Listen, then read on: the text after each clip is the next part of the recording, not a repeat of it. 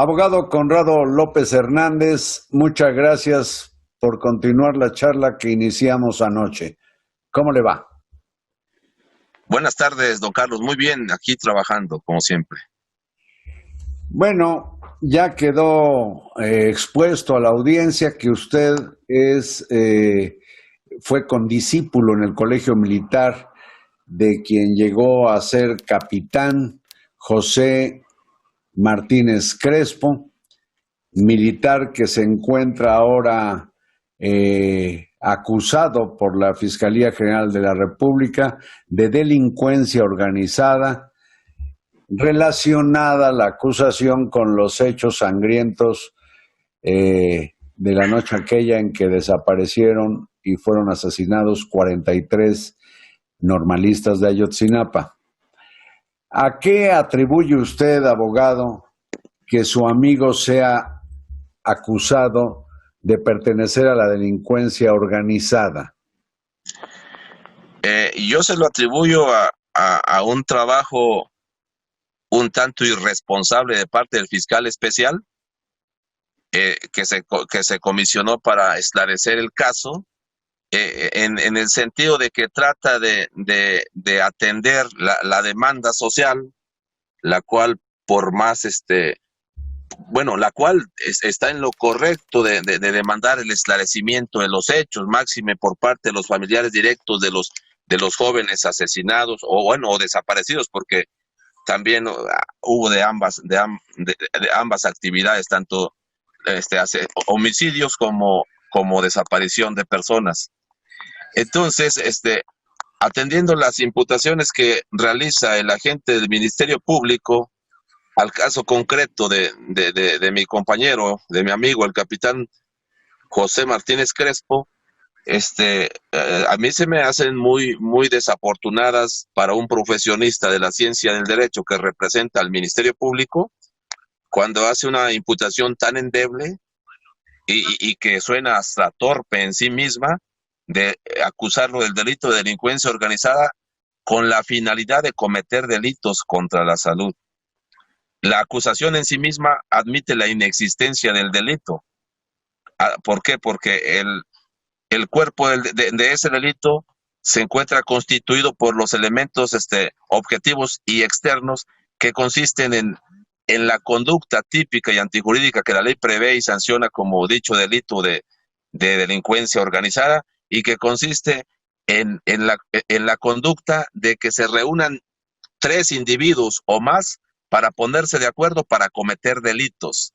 Y entonces tienen que ponerse de acuerdo para cometer cuando menos dos delitos o más. Y en la acusación no se señala quiénes son, ni dónde se reunieron, ni dónde conspiraron para cometer delitos. Pero además de eso, de no señalar el lugar y el tiempo o el momento en que se reunieron, antes de eso, la acusación en sí misma le decía que admite la inexistencia del propio delito porque dice que se reunieron para ponerse de acuerdo para cometer delitos contra la salud, pero el delito contra la salud es uno solo, no son dos ni tres. El delito contra la salud es uno solo, pero por una redacción, por un error de redacción en el Código Penal Federal, el legislador le estableció delitos contra la salud de manera plural, pero en sí el delito contra la salud es uno solo y lo que varían son sus modalidades. Ya. Por ejemplo. Pero abogado, perdón, usted nos está hablando de la parte técnico-jurídica del caso. Y yo le pregunto a usted, ¿a qué atribuye que la Fiscalía Especial, que está en manos de un ex colaborador o ex secretario técnico del Grupo Interdisciplinario de Expertos Independientes de la Comisión Interamericana de Derechos Humanos, ¿a qué atribuye usted que quieran implicar a militares, en este caso al capitán Martínez Crespo, en el atroz crimen de Iguala? Le decía, considero que la Fiscalía Especializada lo hace pretendiendo atender una presión política y social y haciendo a un lado las cuestiones jurídicas, las cuestiones legales. Inclusive la torpeza de la que le explicaba se le atribuye a la falta de preparación del licenciado que usted lo conoce, el que encabeza esa fiscalía, no es abogado penalista, no es experto en derecho penal, él es experto en derechos humanos, Él pero no es, en derecho penal. él es Omar, debe usted tener el nombre completo, entiendo que su nombre es Omar, y él trabajó para el GIEI, organismo de expertos que le llaman independientes, que desde un principio se empeñó en ver el crimen de Iguala como un crimen de Estado. Y hasta donde parece ser claro, lo que implica meter al ejército es precisamente tejer la patraña de que se trató de un crimen hecho por el ejército. Inclusive hay periodistas chafas que dicen o aseguran que fue el ejército como institución quien ultimó a los muchachos de Ayotzinapa. En este sentido, ¿qué va a hacer o qué supone usted que hará su amigo frente a quienes han estado queriendo imputarle su participación? Porque creo que el capitán ha aguantado años con este tipo de señalamientos por parte de los grupos que están alrededor de los padres de los 43 muchachos. Sí, es correcto. Él me decía que sí, efectivamente ya está cansado de aguantar estas acusaciones falsas, facciosas, sin ningún sustento, calumniosas por parte de personas que solamente por llamar la atención, como el licenciado ese Sindulfo, no sé cómo se llama, mi paisano de allá que hace como que asesora a los familiares, pero que Es Vidulfo Rosales, que dice abogado Vidulfo Rosales del Centro de Derechos Humanos Tlachinolan. Sí, esta persona a mí se me hace muy desafortunada, su actuación totalmente carente de, de ética profesional al ponerse a hacer aseveraciones sobre sus apreciaciones subjetivas y sin ningún sustento. Bueno, hay una persona también cercana a estos grupos que pues dice que asesoran, bueno, asesoran en realidad. Yo no sé si además pueda decirse abiertamente manipulan a los deudos, que es el vocero de los padres, se llama Felipe de la Cruz. Él inclusive ha dicho que piensa que hay un acuerdo metiendo a la cárcel al capitán para exculpar al ejército del crimen de Estado.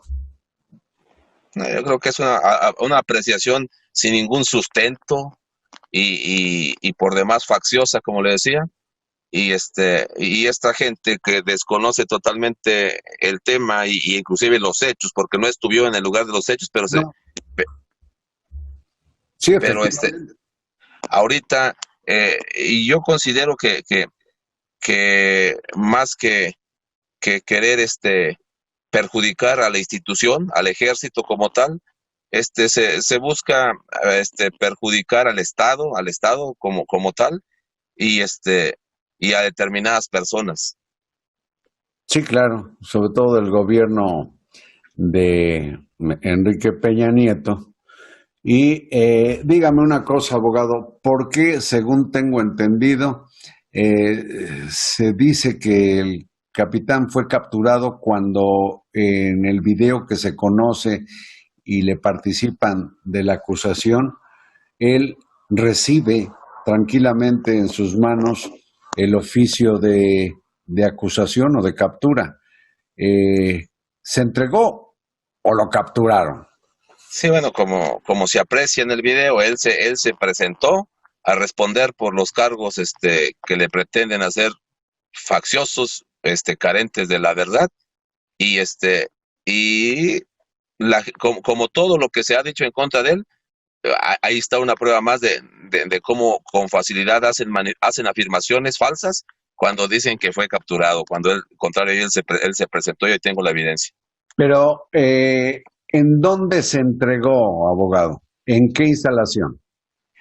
Este, en, en, Bueno, en sí él se entregó allá en su tierra, en Puebla, porque desde allá veníamos ya acompañados con los elementos de la policía En una ministerial. instalación civil, en una instalación civil.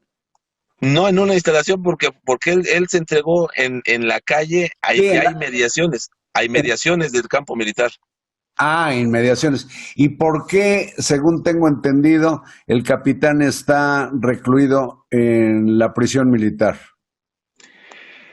Porque él solicitó que se le diera esa garantía de seguridad, como la tienen muchos compañeros. Usted sabe que el propio general que está ya condenado en el caso Chihuahua está internado en la prisión militar de Mazatlán ya compurgando condena, porque es uno no sé si esté escrito ese acuerdo entre la Secretaría de la Defensa con el Poder Judicial de la Federación y con la propia Fiscalía General, o sea, o el Ministerio Público, de que Para su propia seguridad. sí, de que los compañeros que Pero, tengan que ser procesados estén internados en las prisiones militares. pero eso no quiere decir que vaya a ser procesado por las instancias militares, sino por un juzgado civil, ¿no? Así es correcto.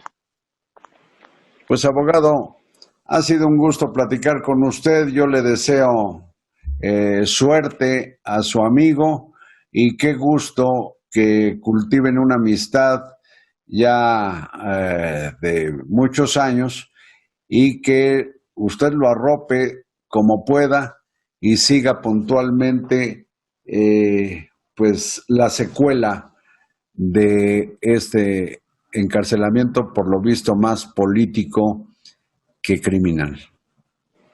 Claro que sí, don Carlos, y yo con mucho gusto lo apoyo con el aprecio personal y este y ese espíritu de cuerpo que nos une para estar apoyándonos en situaciones buenas y en situaciones difíciles.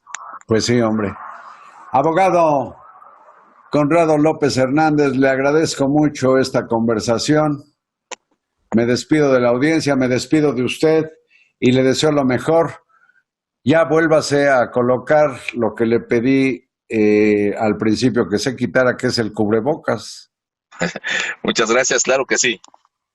Muchas gracias. Gracias y buenas noches.